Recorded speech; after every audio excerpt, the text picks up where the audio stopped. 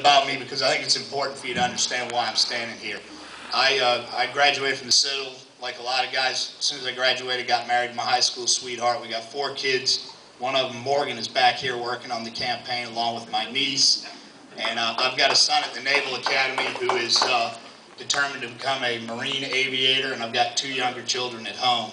And as I say, my father worked in a paper mill down in Charleston for 35 years.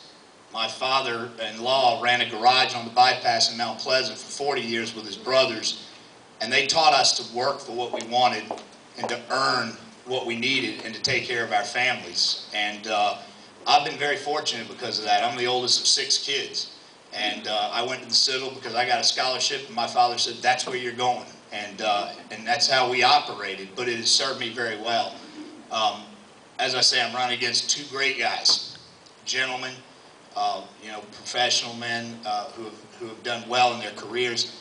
Neither of them together have the experience that I have in the primary duty of the job of Attorney General, which is the law enforcement prosecution background.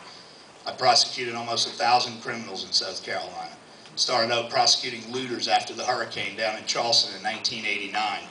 And I tell you that because unlike other elected offices, the Attorney General is somebody that has a duty when he gets there, not to bring policy, but to bring a background in aggressive law enforcement public safety.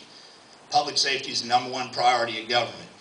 And if the federal government and the state government would recognize that and concentrate on it, we wouldn't have all these tax problems. We wouldn't have them sticking their nose in our business if they just took care of securing the border and making sure criminals were off our backs.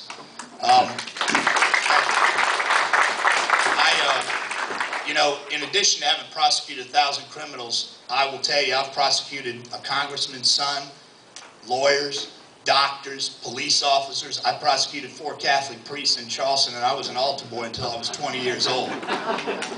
It takes a certain kind of nerve to understand how to handle those matters. And it takes a certain kind of fight and a certain kind of courage and a certain willingness that I've got.